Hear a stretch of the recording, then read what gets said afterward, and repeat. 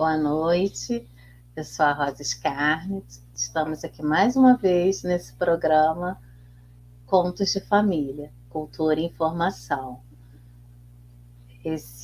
Essa série de vídeos tem apoio institucional da Secretaria de Cultura e Economia Criativa do Governo do Estado do Rio de Janeiro.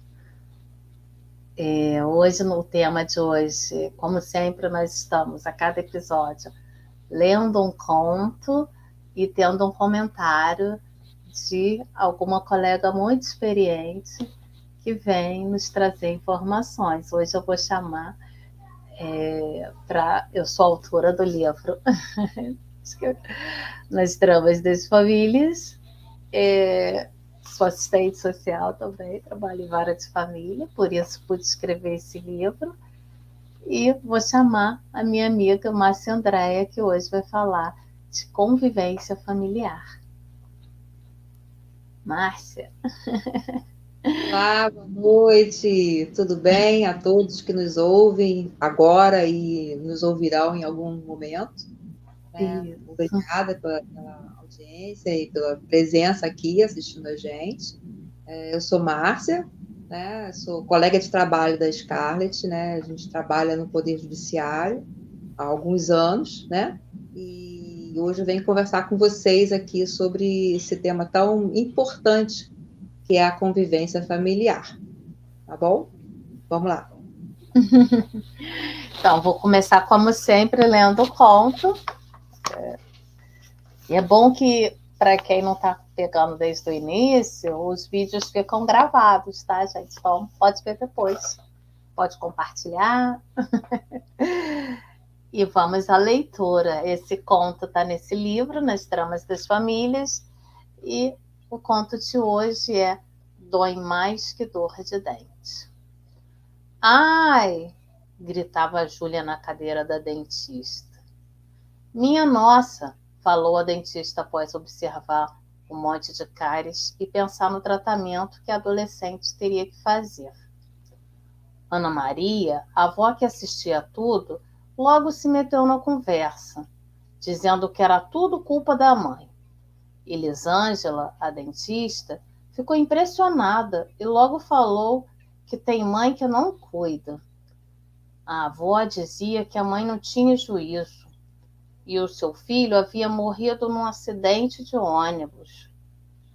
Enquanto Júlia tentava dizer seus ais, a dentista ficava tocada com a história e chamou o pai de Júlia de coitadinho. Afinal, a pessoa vai trabalhar e não sabe o que pode acontecer.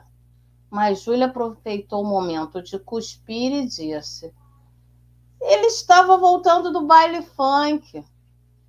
A dentista calou e ficou pensando que a mãe deveria ser muito jovem e sem responsabilidade quando engravidou, mas tentou se manter calada sobre a história e falou que o plano de saúde não cobria todo o tratamento. A avó arranjou um jeito de meter a mãe na história novamente, dizendo que nem adiantaria falar com a nora, pois ela não ligaria. A dentista, com a atenção dividida entre seu trabalho e a fala da avó, questionou: a mãe não telefona? Que nada, respondeu a avó. Essa boba é que fica mandando mensagem para a mãe, mas ela nem aparece. Mais um momento de cuspir e Júlia tenta defender a mãe, dizendo que ela esteve no seu aniversário. Júlia mal se ajeitou na cadeira e a avó logo corrigiu. Foi porque tinha bolo, gente, e ela adora tirar foto para mostrar por aí. Mas quem cuida dela sou eu, doutora. A dentista percebeu que algo não batia entre as falas da avó e da neta. E o estado daquela dentição era resultado de muitos anos de descuido. Elisângela parou o trabalho e resolveu perguntar: mas a senhora está com ela desde que idade? E Júlia respondeu, levantando os ombros: desde que nasci. Elisângela entristeceu o semblante e buscou com os olhos uma antiga foto em que ela aparecia somente com o pai num antigo consultório de dentista. E entre lembranças de seu passado, que agora se misturavam aos pedaços de história que ouviu, a dentista falou, pensando em sua mãe. Tem dor que dói mais que dor de dente. E agora eu vou pedir a Márcia para trazer um pouco das observações dela sobre o conto e falando até um pouco das ações de regulamentação de visita, né? Que a gente gosta de chamar de regulamentação de convívio, e que fala muito sobre situações como essa. É verdade, né? A história termina que tem dor que dói mais de dor de dente, né? E a gente vê aqui quem nunca teve uma dor de dente, né? E quem nunca tem uma dor na sua história própria de vida que não se esbarra em alguns momentos com alguns pedaços de outras histórias, né? Mas, assim, em primeiro lugar, eu não queria nem falar de dor, da dor do dente que dá em todo mundo, não, sabe? Mas tive um achado aqui na história que eu achei muito interessante, que vale a pena a gente conversar sobre a convivência familiar por esse ângulo da história, que é a Júlia. Afinal de contas, toda a ação judicial, né, que corre nas varas de família, elas têm um objetivo, né, que é achar o melhor interesse da criança e do adolescente, ou do vulnerável, no caso dos idosos, né? E aqui a gente vê que a Júlia, ela mantém um relacionamento afetivo, um vínculo afetivo importante com essa mãe, né? E que a avó tenta a todo momento desconstruir, né? E até a dentista, num certo momento, né, vem com um triunfalismo do pai, quer dizer, então o pai é um trabalhador, a mãe é uma responsável, a gente começa a fazer um recorte, as pessoas fazem um recorte da história com um clichê padrão. Na verdade, as histórias não são assim, né? Elas são vividas e elas acontecem de uma forma tão dinâmica, né? E que precisam ser respeitadas através do olhar da criança, né? Vamos ver a Júlia aqui. A Júlia está falando que a mãe dela defendendo a mãe, né? Então, na construção de Júlia, essa mãe está viva, essa mãe é importante. Essa mãe é uma mãe que é afetuosa, do jeito dela, mas é uma mãe que está ali, foi no meu aniversário, né? E a avó, a todo momento, tenta desconstruir isso, né? Falando que a mãe é responsável pelas cáries e pelo descuido dessa menina. E aí eu vou lembrar, né, da primeira conversa aqui no canal, que foi com a assistente social Aparecida, das baratas do vovô Onofre, né, que vê umas baratas enormes e gigantescas, né, e a gente dá a dimensão muito maior aos problemas do que, na verdade, eles realmente são, né, porque se a mãe não cuidou, alguém estava com a Júlia, e esse alguém era a avó, e desde o nascimento, diz a história, ou seja, a responsabilidade da cárie no dente da menina não era necessariamente da avó, né? Então, são tramas familiares que se misturam, histórias, né? Mas eu acho que a gente pode parar para pensar aqui um pouquinho que, na verdade, o que as pessoas mais querem é achar um culpado, né? Querem apontar o dedo e considerar que existe um responsável pela falência ou pelo problema que está se atravessando, né? E aí, então, enquanto o outro quer surgir como um herói. E na convivência familiar, a gente não pode ter muito essa questão, né? Porque a gente está mexendo com o direito da criança e do adolescente, né? Que é de conviver com sua família, né? E, via de regra, as ações de regulamentação de convívio, que a gente gosta de falar assim, porque nenhum pai, nenhuma mãe surge para visitar o filho, eles não são visitas, né? Eles são pessoas importantes na vida do filho e que precisam conviver com esse filho, né? Então, as ações de regulamentação de convívio, elas visam exatamente isso, né? Quando os pais estão em conflito entre si, não conseguem administrar esse meio do caminho, ou então tem uma avó, aqui no caso da história, né, o pai é falecido, a mãe não está se responsabilizando pela menina e ela está com essa avó.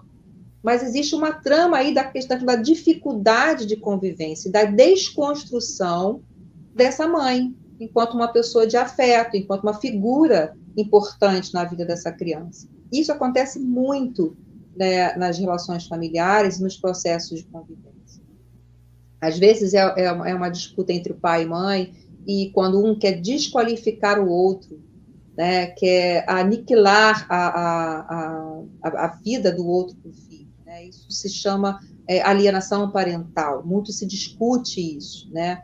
É um nome que é praticamente novo para algumas pessoas, não para a gente, que lida com essa situação, né? Mas é um fenômeno que acontece desde sempre, né? Porque os pais se desentendem nos seus relacionamentos e isso afeta os relacionamentos com o filho. E eles querem trazer os filhos para as suas razões. E trazer para a minha razão significa afastar o outro, né, que está prejudicando, né, a gente pode colocar muitas aspas nesse prejudicando a criança. Porque nem sempre aquilo que aquela mãe, ou aquele pai, ou aquela avó hoje está vendo como um prejuízo, antes, quando eles possivelmente se relacionavam, era uma coisa comum. Isso também é uma relação que a gente encontra muito, né? Então, quando o casal é um casal, no casamento, aquela situação é uma coisa comum, né? Não dorme cedo, ou não dorme sem tomar banho, ou não escova o dente, ou faz alguma coisa. Quando o casal discute e se separa, isso vira pivô de uma discussão terrível, e vira foco de processo. Né? E aí essa questão é trazida como um elemento contrário àquela outra pessoa, e acaba sendo aquela outra pessoa vendo como nociva à criança, né? Enquanto quando viviam junto, essa era uma construção de vida que todo mundo estava junto, e todo mundo banalizava isso, né? E isso é muito complicado, porque a criança, né, que deve ser o alvo dessa ação, que deve ser o alvo do melhor interesse, né, deve ser buscado o melhor interesse dessa criança, ela acaba não entendendo o que está acontecendo. Por que antes era permitido e agora, de repente, não é? Por que antes eu podia gostar do meu pai, da minha mãe, da minha avó, e agora eu não posso mais? Por que antes eu podia conviver com o tempo que eu precisava ter com aquele meu parente, com aquela figura, e agora eu não posso mais? Se antes era tudo tão comum. E aí vão se criando leis, vão se criando artifícios para tentando descomplicar essa relação, mas na verdade complica ainda mais, né? Se criando leis que, na verdade, a gente nem precisava existir, porque está tudo na Constituição, está tudo no Estatuto da Criança e do Adolescente, e a gente vai sucateando ainda mais esse relacionamento entre pais e filhos, entre a família extensiva, que a gente tem muitas avós também que buscam isso, tias, né, tios, e isso vai fragilizando ainda mais a identidade social dessa criança. Ela já não sabe mais o que é ser um pai, o que é um papel, o exercício do papel social do pai, o exercício do papel social da mãe, avó, né? Essa arquitetura social da identidade da criança, isso vai se esfacelando, vai se perdendo, e isso é muito nocivo para a criança e para o adolescente também, né?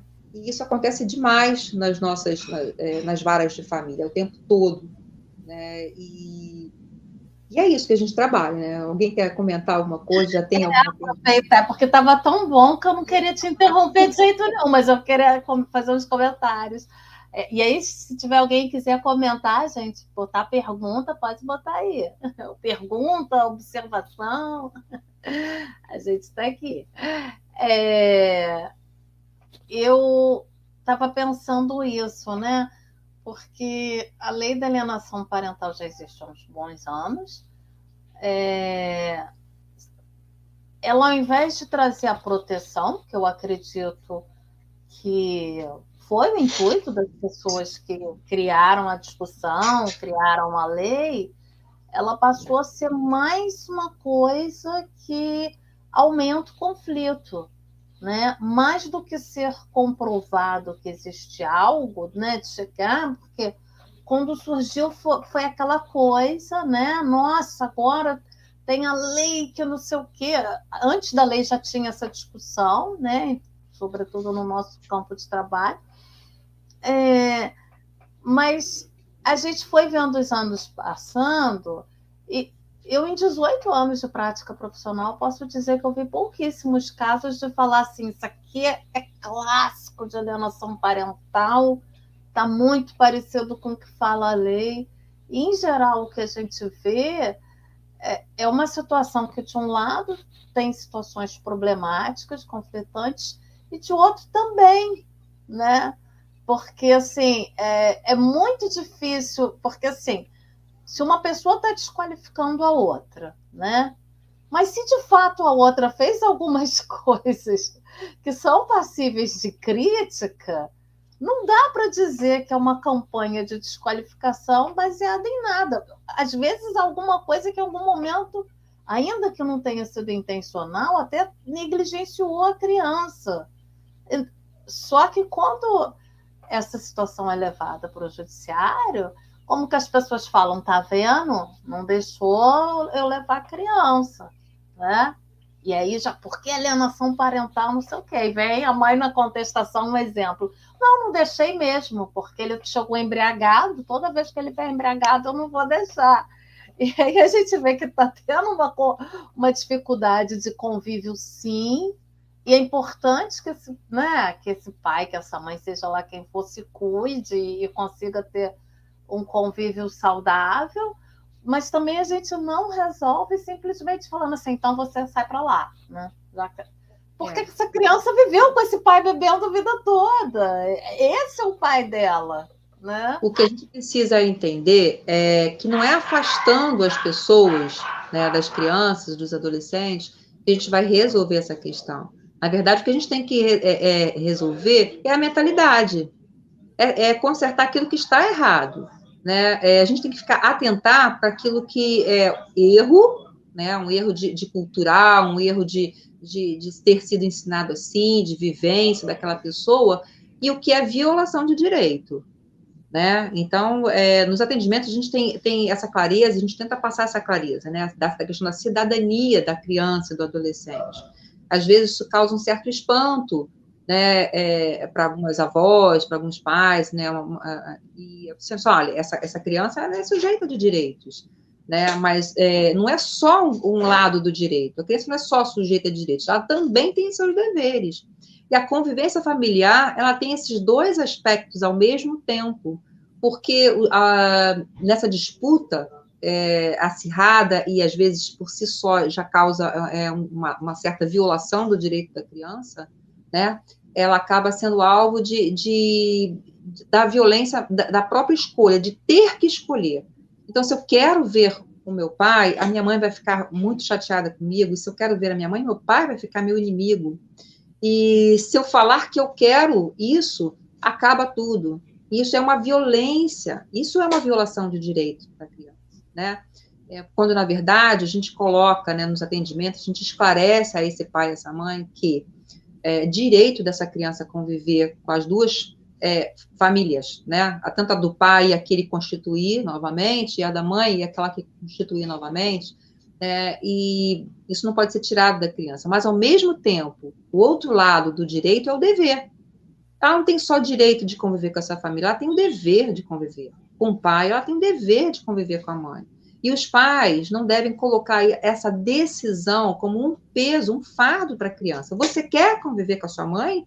Aquela que fez isso, né? Aí a criança fica assustada, meu Deus do céu, é o meu pai? Eu quero, mas minha mãe está falando que eu não devo querer.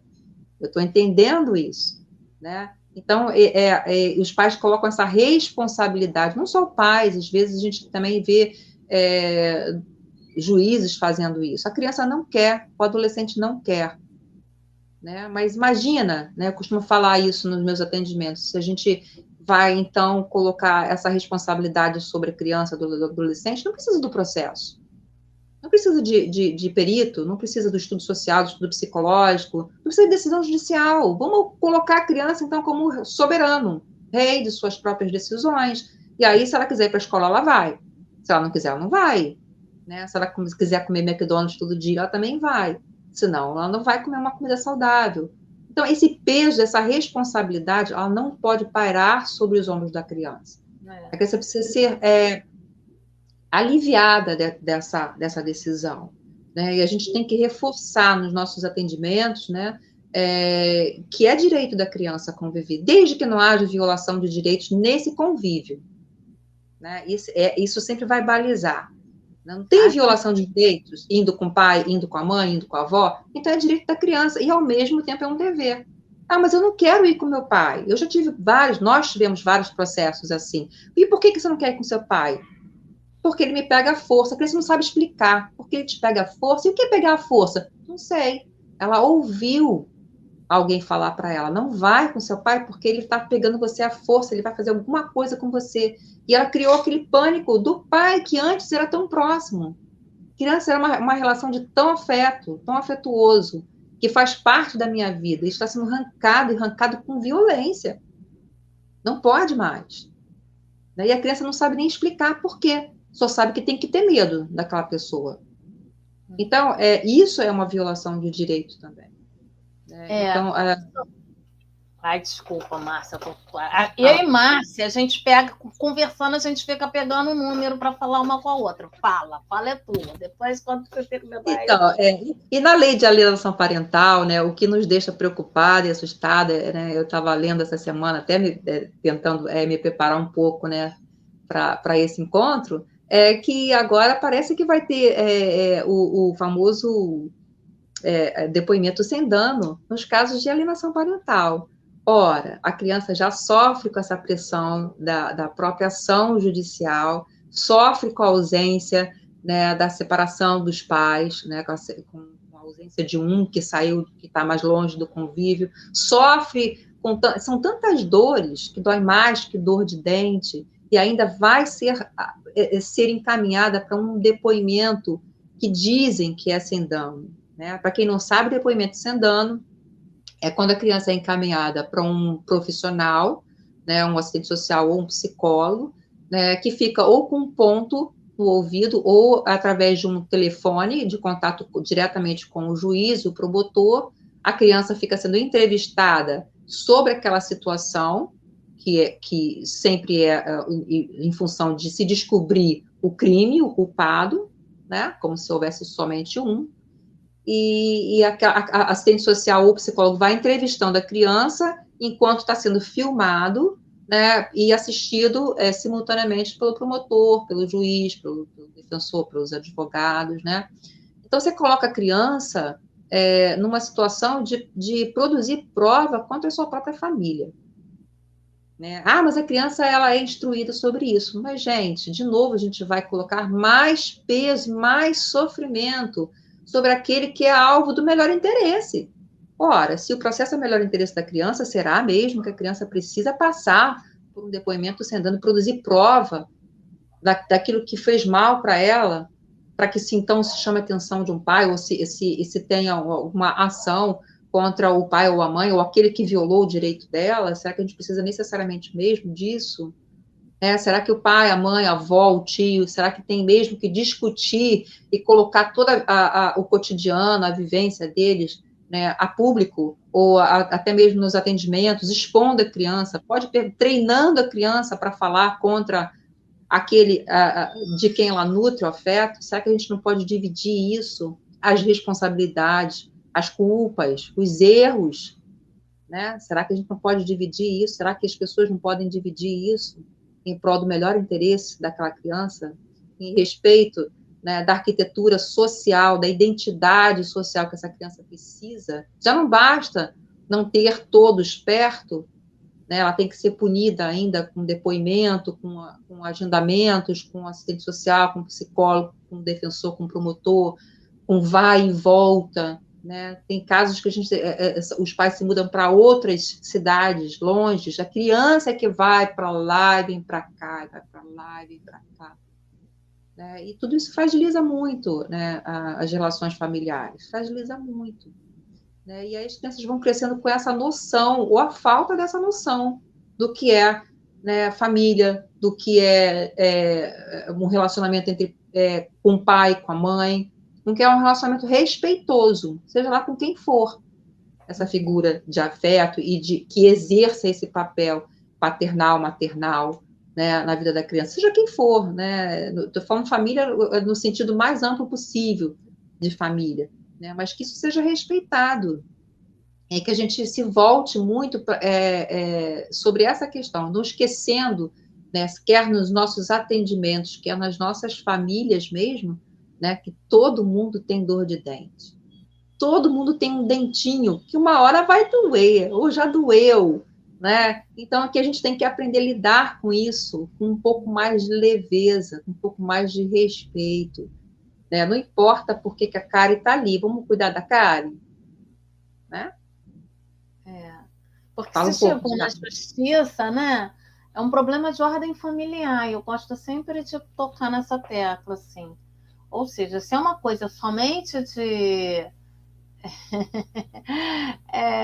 Pois é, é uma provocação aqui bem legal do Rodrigo, né? Se é justiça ou se é injustiça, né? E é uma lei que estão ainda fazendo, está em discussão, a gente não sabe se vai passar, né? Do que hoje é o depoimento especial, passar a ser utilizado também em processo de alienação parental. A gente ficou sabendo por essa há pouco tempo, inclusive, desse projeto de lei. Mas, assim, e para quem não sabe, né, o depoimento especial surgiu muito por uma questão dos crimes de abuso sexual, para que as crianças pudessem falar situações de abuso. Quando a lei saiu, passou a pegar outros crimes também, mas tem muito esse intuito do abuso, né, sexual, que é algo também muito grave e que infelizmente acontece em muitas famílias. Né? Essa também é uma dor que é, né, muito maior que a dor de dente. Enfim, agora trazer essa metodologia, que aí a gente já teria muita coisa que você não vai falar aqui hoje, porque, né, é outro tema, é outro assunto. Você já tem um monte de discussão lá do depoimento especial em relação ao abuso, né, aos abusos. Imagina para uma situação que a criança está sofrendo já esses tipos de violência, porque foram duas coisas que você falou que acontece muito. Ou ela tem alguém trabalhando na cabecinha, fala isso, fala aquilo. Isso é uma violência. E a outra violência é a criança também não poder expressar livremente o que ela está sentindo dentro de casa. E ainda tem um outro aspecto do texto e que a gente vê muito, né? Que às vezes não tem esse conflito tão forte assim, porque às vezes do outro lado você tem essa mãe ou esse pai, ou seja lá quem for, que vou no aniversário, depois vai no Natal, né? E aí tem alguém, às vezes uma vozinha querida que está assumindo e tal, mas como que é sofrido, né? E isso é algo para a gente refletir para essas pessoas que estão nesse papel, né? Refletir isso, de que você cuida, você ama essa criança, você é amado por ela, mas ela, sabe, a família não deveria ser algo que se divide, né? Ah, não, você está comigo, então eu que cuido de você, então você tem que me amar. Aí se você não pode amar a mãe ou o pai, a pessoa que separou, a pessoa que está longe. E muitas das vezes o tiro sai pela culatra, porque você vê aqui no conto, e a gente vê isso muito na prática, a pessoa, ao negar, né, ela está falando o tempo inteiro daquela outra pessoa que ela não gosta. Porque teu pai é aquilo, né? Tua mãe não presta, que teu pai... Ou seja, você está falando mal, mas você está tornando presente aquela pessoa o tempo todo, né? É uma violência com a criança, porque ela veio daquela pessoa, né? Ela veio, né? Sobretudo se for pai e mãe. É uma violência muito grande, é uma violência a criança também não poder falar, né? Expressar livremente. Ah, tá, mas eu quero tirar foto com ela assim mesmo. Eu quero que ela venha no meu aniversário de 15 anos, ou que ele venha no meu aniversário de 15 anos. Pô, mas não vem nunca. Ah, mas é 15 anos, sei lá, né? E quando eles ainda conseguem ter essa coragem, esse espaço de falar, isso ainda tá bom, porque alguns não têm e são levados a reproduzir esse discurso. Então, assim, essa é a preocupação, né, que a Márcia trouxe aqui. Já pensou se essa criança tiver que estar numa entrevista que ela vai falar de algo que ela está sendo obrigada o tempo inteiro a não falar? Agora, eu queria trazer uma coisa que é uma felicidade até que eu tenho. Eu já tive a felicidade de ver, assim, em alguns processos, situações que, primeiro, essa criança dizendo, não quero ir de jeito nenhum, e depois, anos, situações diversas, aquela criança vai morar com aquela pessoa que não queria ir, ou com o pai, ou com a mãe, né? E a gente tem a chance de falar de novo, e a criança está feliz da vida, o adolescente está feliz da vida. Você, mas você não tinha medo? Como é que era e tal? Como é que... Ah, não, que meu pai falava não sei o quê, minha mãe falava não sei o quê. E acho que, assim, não é que a criança estivesse mentindo o tempo todo, não. É que nada como a vivência. A partir do momento em que ela pôde... E por isso que a gente gosta dessa palavra, né? Convivência familiar. Porque a partir do momento que ela efetivamente conviveu, ela viu que é mentira, que essa mãe não espanca todo dia, o pai falou isso, ou a mãe falou que o pai ia largar, ia deixar com outra pessoa. A pessoa está vendo, a criança, o adolescente está vivenciando e está vendo que não é bem assim, né? É só ter esperança, investimento, né? Não precisa denegrir o outro. Invista no seu relacionamento, fortaleça esse relacionamento com a criança, com o adolescente, né? Ele por si só vai fazer as suas próprias considerações, né? Ele por si só vai fazer as suas próprias conjecturas, né?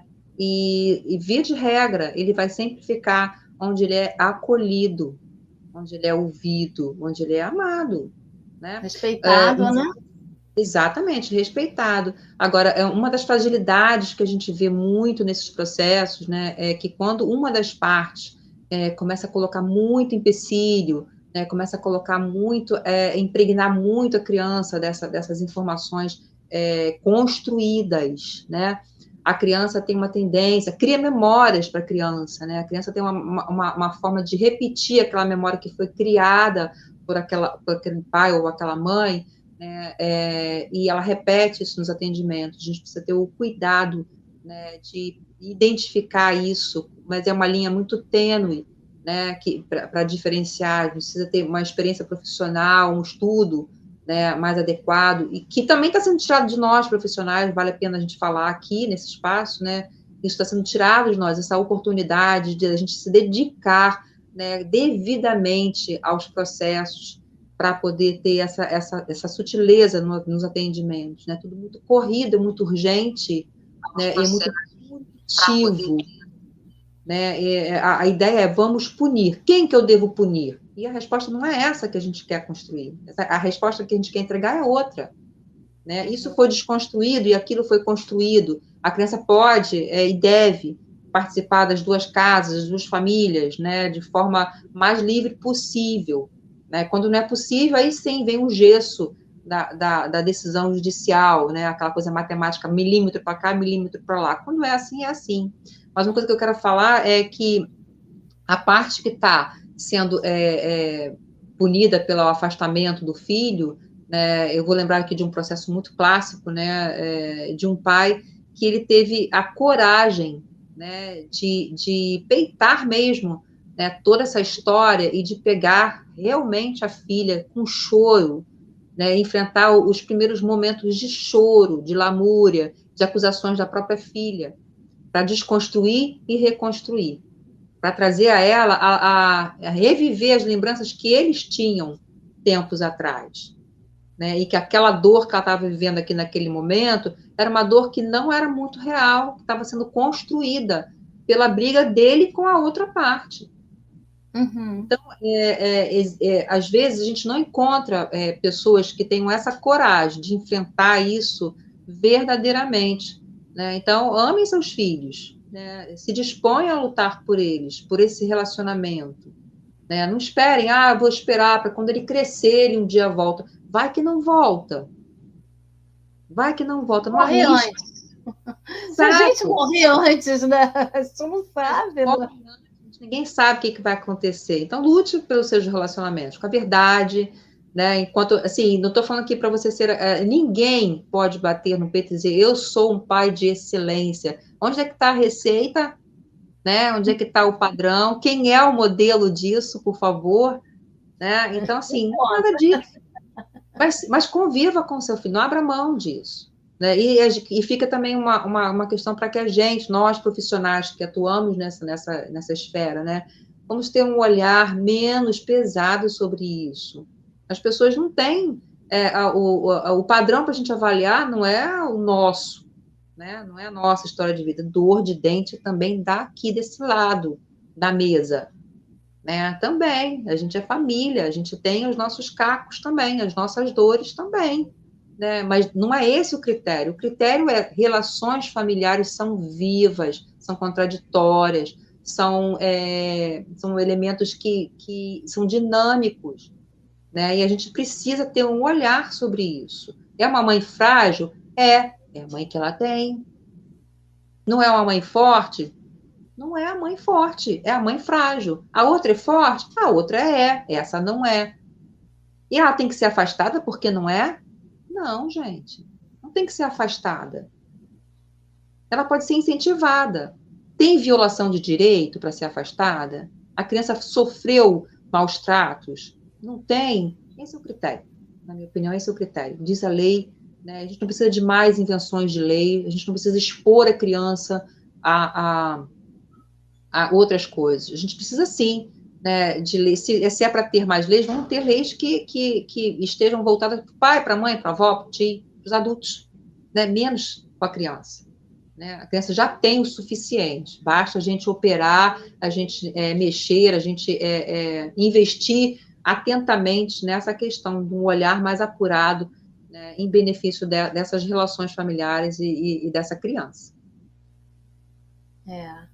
É verdade, e é possível, né, Márcia? Só meu último comentário aqui.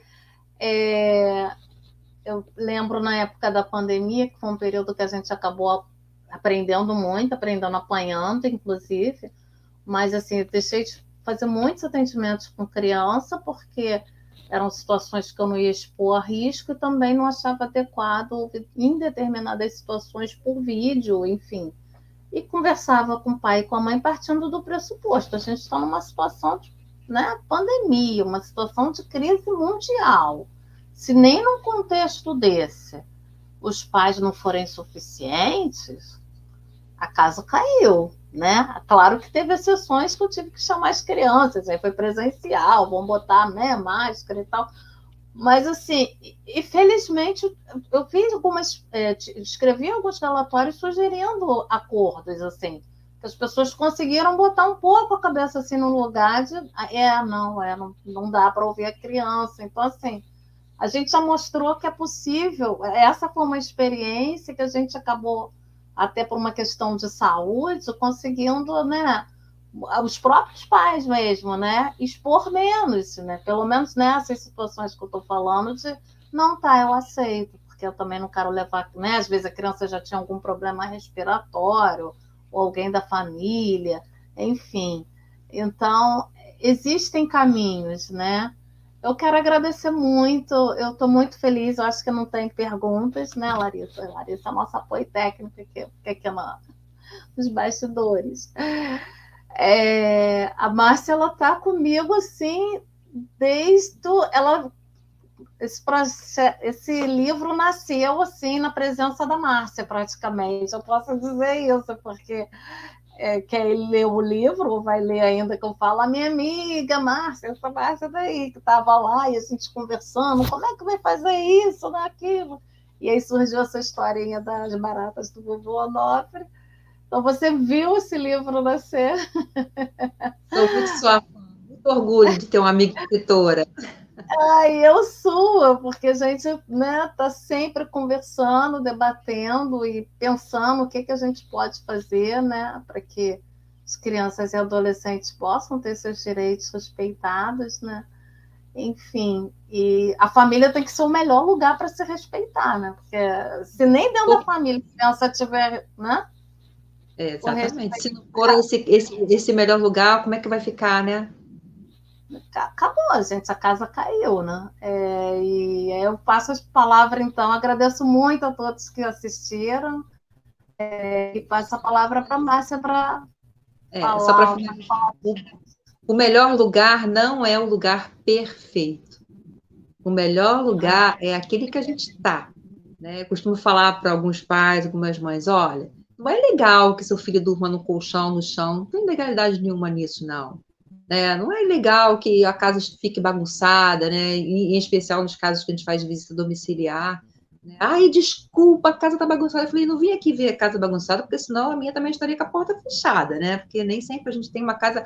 Não é a perfeição que a gente está buscando, que ninguém deve ter em mente, né? Mas é um lugar adequado para a vivência, onde as pessoas podem ser reais, né? E as pessoas reais, elas cometem algumas falhas, alguns erros, e elas podem reconstruir, elas podem entender o que está errado, o que está... Agora, o que não pode acontecer é violação do direito, né? Desconsiderar a criança e o adolescente como sujeito de direito, cidadão, pessoa em desenvolvimento, a qual eu também estou contribuindo para que ela venha a se desenvolver. Né? O pai, a mãe, o tio, a avó, toda a família contribui de alguma forma. Não se busca a perfeição, mas um lugar onde o afeto, onde o respeito, onde as experiências possam brilhar. É isso. Obrigada, Márcia. Eu que agradeço a oportunidade. Boa noite. Obrigada a todo mundo que esteve aqui com a gente. Muito obrigada, gente. E eu quero anunciar o próximo. O próximo, gente, vai ser ótimo, que a gente meio que vai dar continuidade a essa conversa. A gente vai falar de guarda compartilhada. Um monte de gente tem dúvidas, então anotem suas dúvidas. Com a Helenilda Venâncio. Vai ser dia 3/11. Uma colega também maravilhosa, muito experiente. Está aqui às 19h30. Guarda compartilhada. É o próximo. Boa noite.